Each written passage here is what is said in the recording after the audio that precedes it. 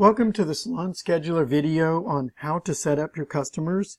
We're assuming you watched the first video, which is how to set up your services, in which you made inventory items and then converted them to services in the scheduler.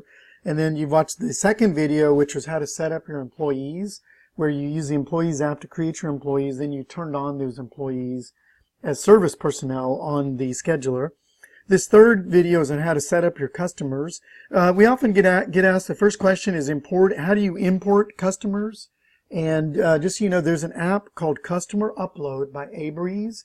It's available on the Clover App Market, and that can aid you in converting basically an Excel spreadsheet of data or a comma separated value text file of your customer data. It can convert that into Clover customers. So that's a $10 fee by Abreeze to do it. Sometimes we're asked, can we do that for you? And the answer is we can. We have to charge. It's like a $500 one-time fee, but it's entirely not necessary because the Customer Upload app by Abreeze can import your customers from a previous point-of-sale system into the Clover system. So make sure you search the Clover App Market, find the Customer Upload, and talk to Abreeze about importing your customers. Okay.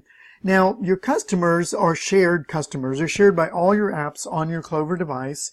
And so a scheduler customer is no different than a customer on your Clover device. You can create customers using the Customers app right here. That's a Clover Customers app. And so on the Customers app, you can use this plus right here, and you can add customers that way. Now, if you add customers to your Clover system outside of the scheduler, we have a special button that will alert the scheduler that there's customers changes or additions that have been made outside of the scheduler. So just so you know, you can do that. You can make customer, add-ins from other Clover apps or from the Clover Customers app or even through your online dashboard. Any of those things, we do have a button on the scheduler to bring those in. Okay. Now you can also create customers using the scheduler, which would be the preferred way, mainly because that's the quickest way. It's right in line with just while you're making an appointment, for example. So you go to the scheduler, and let's say you're making an appointment. So to make an appointment, you would just tap on an employee column somewhere, and you could tap the customer button right here. Now we require you to search for a customer name with at least 3 letters. We have to do this because there's just too many customers, and if we tried to show them all to you, it would just slow down your process a lot. So so you put in at least 3 letters, and we'll only show you a list of the customers that match if there's less than 25 that match. If there's more than 25, you just need to keep entering letters of the name until the search is down to 25 names or fewer. Okay. So you can choose a customer, and that would add a customer to an appointment. Or after if there's a new customer you need to add, you can tap this new customer button right here. You can give their first name, last name, their email address, and their phone number, and tap add. Okay, so that's the way you can add a new customer. That will create a new Clover customer. Again, scheduler customers are Clover customers, but that's an easy way to do it. Again, remember I mentioned you can add customers outside of the scheduler. If you do so, or if you make changes to customers outside the scheduler, tap this button. It says refresh all. You tap that button. See, we'll synchronize the customers with Clover. Okay. Now again, we do that. We made a special button because it just keeps things fast for you, and we want to make sure your experience of scheduling is as quick as possible. Okay. But so that's how you work with customers and how you set up customers on your scheduler.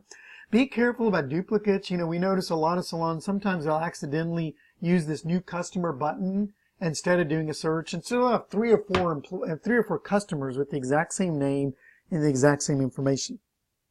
And over time, that can be really confusing. We do automatically, when you select a customer for an appointment, we do automatically try to help you. And what we do to help you is if we see duplicates, and if you pick the customer with a phone number, and we find that same customer listed more than once with no phone number, we'll automatically delete all the duplicates for you. Okay, that's just kind of our way of trying to serve you, to try to help you, because we realize that does happen. But just be careful of making duplicates. Also, be careful about deleting duplicates. Like if you go to the customers app, you have the ability to delete customers. But if you delete a customer that is that has an appointment, then all of a sudden the scheduler is no longer going to know that customer exists, and it's going to say, "Hey, customer's not in Clover." Okay. But so when you choose a customer, you'll be able to see any notes that customer has. You can also, notes can be priority notes. That means they'll always stay on top.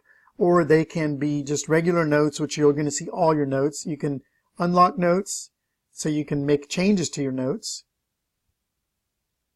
right? Or you can add a new note, and so you can set as a priority reminder. You can turn that switch on if you want it to stay on top all the time. Okay. So you can add notes to a customer, and those notes will always be visible whenever you select a customer. You also see their phone and their email address. After you've made an appointment, let me show you, like if you tap on a customer, you're going to see a whole lot of more options for that customer. For example, when you tap on the customer name, you can see their previous orders. You can see their previous appointments. You can see their previous notes.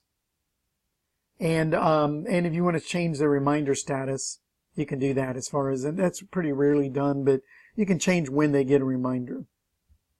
But again, so that's how you would work with a customer. Is you want to make sure that you add customers using the scheduler if you can. If not, you can use the refresh all.